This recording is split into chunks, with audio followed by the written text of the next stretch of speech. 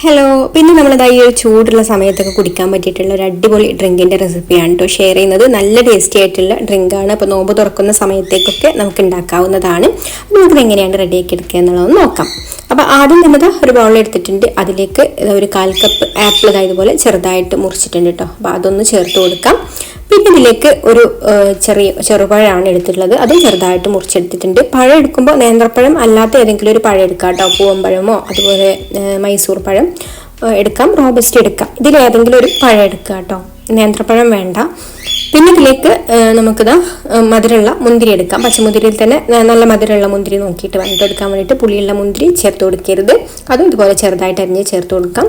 പിന്നെ ഫ്രൂട്ട്സിൻ്റെ കട്ട് ചെയ്തിട്ട് ഇടുന്ന ഫ്രൂട്ട്സിൻ്റെ അളവൊക്കെ നിങ്ങളുടെ ഇഷ്ടത്തിനനുസരിച്ചിട്ട് എടുക്കാം കേട്ടോ, അളവൊക്കെ.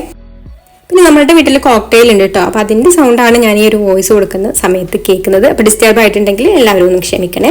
ഇനിയിപ്പോൾ ഇതിലേക്ക് ഞാൻ ചേർത്ത് കൊടുക്കുന്നത് ഉറുമാമ്പഴമാണ്. അത് നമ്മുടെ ഇഷ്ടത്തിനനുസരിച്ചിട്ടുള്ള ചേർത്ത് കൊടുക്കാം. ഞാനിവിടെ ഒരു 1/3 കപ്പോളം ചേർത്ത് കൊടുക്കുന്നുണ്ട്.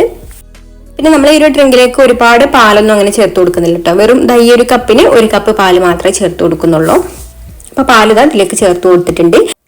ഇനിയിപ്പോൾ അതിലേക്ക് നല്ലൊരു കളർ കിട്ടാനും ചെറിയൊരു ഫ്ലേവറൊക്കെ കിട്ടാൻ വേണ്ടിയിട്ട് ഇതിലേക്ക് മുന്തിരി ജ്യൂസാണ് ചേർത്ത് കൊടുക്കുന്നത്. മുന്തിരി ഒരിക്കലും പച്ചയിൽ അങ്ങനെ അടിച്ചിട്ട് ഇതിലേക്ക് ഒഴിച്ചു കൊടുക്കരുത് കേട്ടോ, അത് കേടാണ്.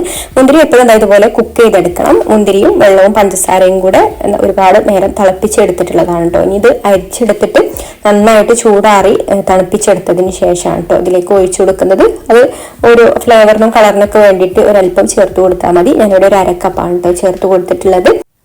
ജ്യൂസ് മുന്തിരിയാണ് കേട്ടോ നമ്മളിതാ ഇതുപോലെ കുക്ക് ചെയ്തെടുത്തിട്ട് ചേർത്ത് കൊടുക്കുന്നത്. പിന്നെ ഇതിലേക്ക് നമ്മൾ കുതിർത്തെടുത്തിട്ടുള്ള കസ്കസും കൂടെ ആവശ്യത്തിന് ചേർത്ത് കൊടുക്കാം.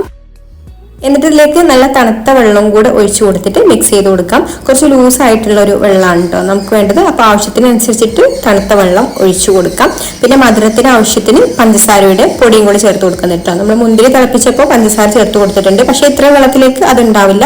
അപ്പോൾ ആവശ്യത്തിന് മധുരം നോക്കിയിട്ട് അതിനാവശ്യമായിട്ടുള്ള പഞ്ചസാര പൊടിയും കൂടെ ചേർത്ത് കൊടുത്ത് മിക്സ് ചെയ്ത് കൊടുത്താൽ ഇതാ നമ്മുടെ അടിപൊളി ഡ്രിങ്ക് ഇവിടെ റെഡിയായി. ഇനി തണുപ്പ് കൂടുതൽ വേണമെന്നുണ്ടെങ്കിൽ ഐസ് ക്യൂബും കൂടെ ചേർത്ത് കൊടുക്കുക കേട്ടോ. തണുപ്പോട് കൂടിയിട്ട് കുടിക്കുമ്പോഴാണ് കൂടുതൽ ടേസ്റ്റ് ഉണ്ടാവുക. അപ്പോൾ എത്രയേ ഉള്ളൂ, സിമ്പിളായിട്ട് ഉണ്ടാക്കിയെടുക്കാൻ പറ്റിയിട്ടുള്ള നല്ലൊരു ഡ്രിങ്കാണ്. ഇപ്പോൾ വീഡിയോ ഇഷ്ടമായിട്ടുണ്ടെങ്കിൽ ലൈക്ക് ചെയ്യാനും ഷെയർ ചെയ്യാനും അതുപോലെ തന്നെ നമ്മുടെ ചാനൽ ആദ്യമായിട്ട് കാണുന്നവരാണെന്നുണ്ടെങ്കിൽ സബ്സ്ക്രൈബ് ചെയ്തിട്ടില്ലാത്ത കൂട്ടുകാരാണെങ്കിൽ സബ്സ്ക്രൈബ് ചെയ്യാനും കൂടി മറക്കരുത്. അപ്പോൾ ഒരു നല്ല റെസിപ്പിയുമായിട്ട് അടുത്ത വീഡിയോയിൽ കാണാം. Thank you for watching.